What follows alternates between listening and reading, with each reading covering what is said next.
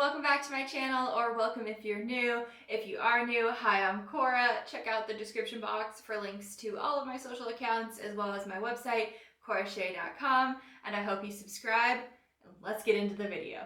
I can feel your heart pound beating like a kick drum. Love it when I'm this drunk. Ooh, yeah, I can find blind. Today we're going to be talking about 11 quick productive tasks you can do when you're feeling lazy. There is absolutely nothing wrong with feeling lazy. Do not ever feel bad about that. That is an emotion, that is a feeling, it is a lack of motivation, and it happens to everyone. But if you're in a situation where you really want to be productive and you want to kind of do something to get you motivated, to get moving with your day and to get more done, and you kind of need that like introductory task for when you're feeling lazy but you want to be productive, then this is the video for you. So the first thing on this list is to make a quick to-do list. I am a firm believer in the power of to-do lists. I make to-do lists for daily, weekly, monthly, and annual tasks. I literally have a notepad that I keep with me everywhere, and I write down lists. I prefer a pen and paper style to-do list. If need be, sometimes I'll do it on my phone as well. That's totally up to you, totally up to your preferences, but that is a great way to get your brain focused, to get yourself on task, and help you get to be in a mental state where you could have a more productive day, even if you're feeling lazy right now. You also don't have to do much to do this task. It's simple, it's easy. Make a to-do list. The thing is to read an educational article.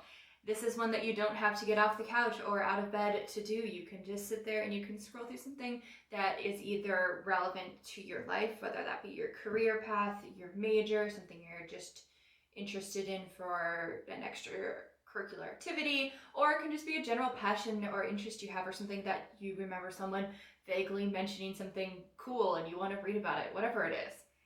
If you're reading something that is informative and educational and it's going to help you just improve your knowledge, it is productive.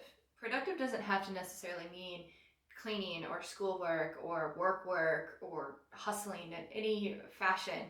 Being productive can also just mean putting effort into improving yourself, and learning something new and focusing on getting new knowledge is definitely a productive thing. So if you don't really feel like moving or doing too much, read an educational article.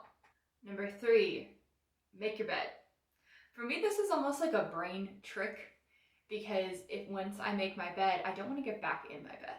I don't want to crawl into it until it's nighttime, because I'm like, oh, I did the work, like I already made my bed. So instead of crawling back into the bed, then I go downstairs and I, either sit on the couch or I sit on the table or whatever. I choose a different location, and no matter what the location is besides the bed, it always feels more productive for me.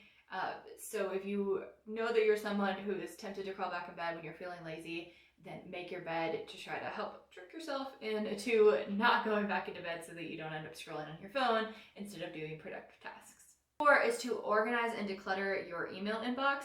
This is nice because it's one that, again, you don't have to go very far. You don't have to do anything really. Just grab your phone. If you don't already have inbox, like folders in your emails, on your phone or wherever, you can do this on your laptop as well, then go ahead and set those up.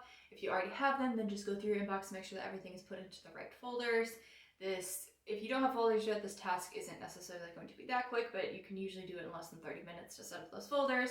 If you already have folders, then it'll only take you like 10 or 15 minutes max, depending on how many emails you get.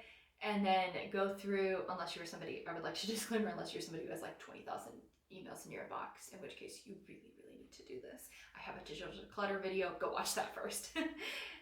In general though, it's an easy task that'll make you feel like you're being productive and you're being organized without actually doing too much effort. Number 5 is to make a grocery list / meal plan.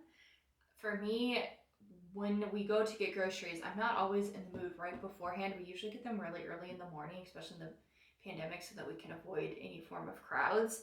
And I'm not, like, I wake up and I'm like, oh my gosh, it's like 6 o'clock in the morning. I don't feel like making a grocery list or a meal plan right now.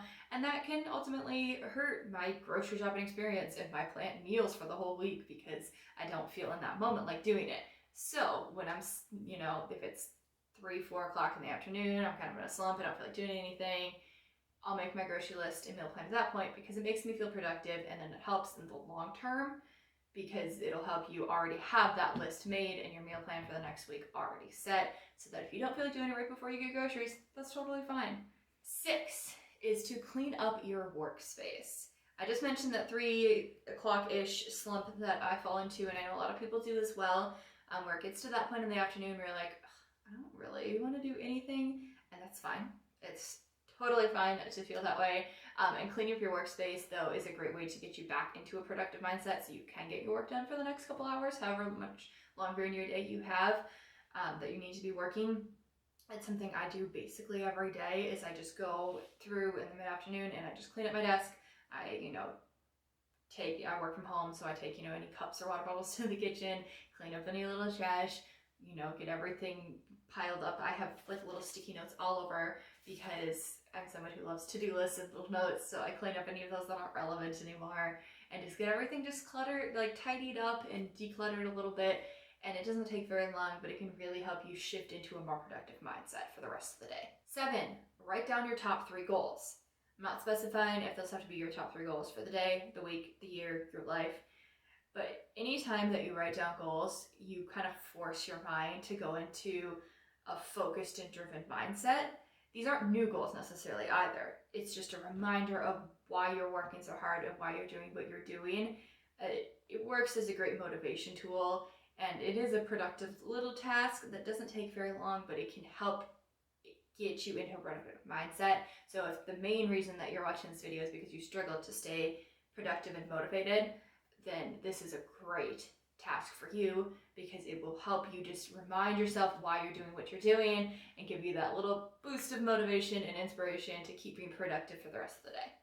Number 8, update your planner.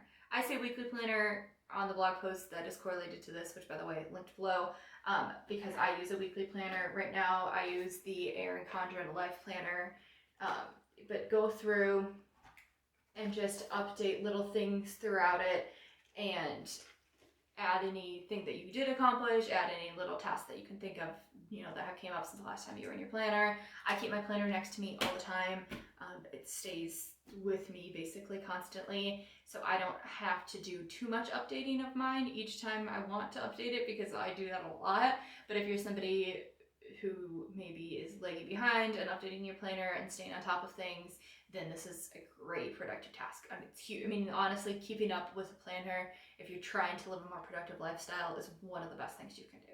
Number 9 is another one where it's not too much effort, but it can make you feel so organized and productive, and that is to unsubscribe from newsletters, apps, notifications, subscriptions, etc.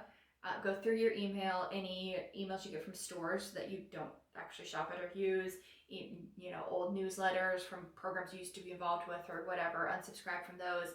And then a big one is to go into your app store and unsubscribe from notifications from apps that you don't actually want notifications from.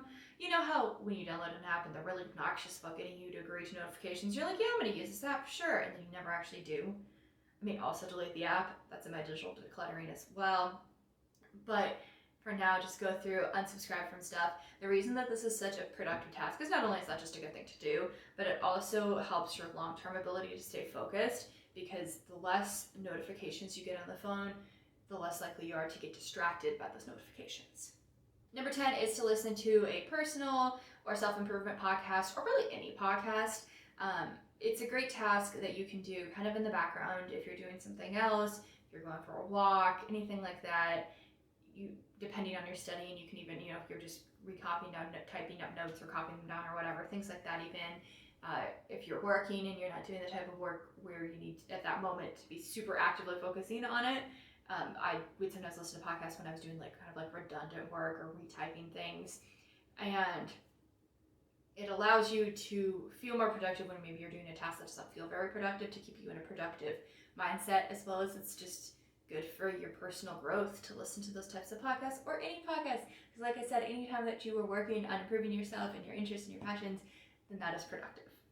The final one is to make a time log of your day.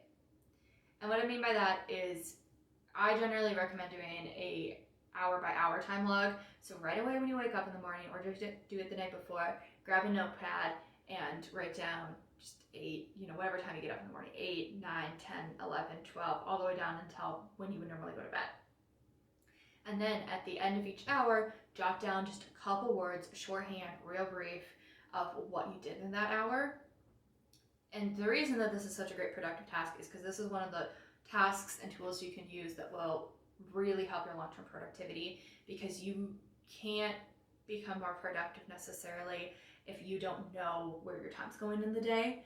The first time I did a time log, I was shook, because you realize how much time goes places that you don't realize.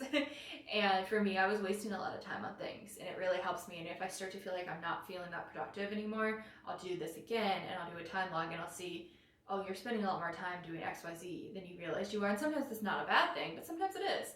I'm spending more time on my phone than I used to. Okay, well then I need to, put my phone across the room and not have it next to me.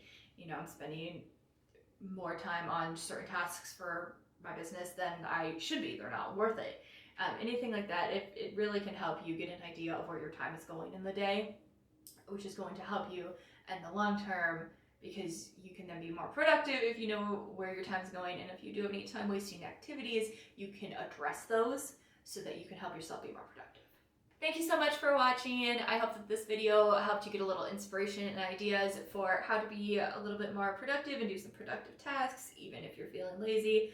Remember, there's nothing wrong with feeling lazy. It happens to everyone. And to focus first and foremost on your mental health. If you are feeling lazy due to feeling sad or down, then don't push yourself to feel like you need to be productive. Focus on your mental wellness first and foremost. But if you're just feeling a little lazy, needing some motivation, I hope that these tasks really help you out. And make sure to hit the subscribe button, and hope everyone has a safe and wonderful day. Bye.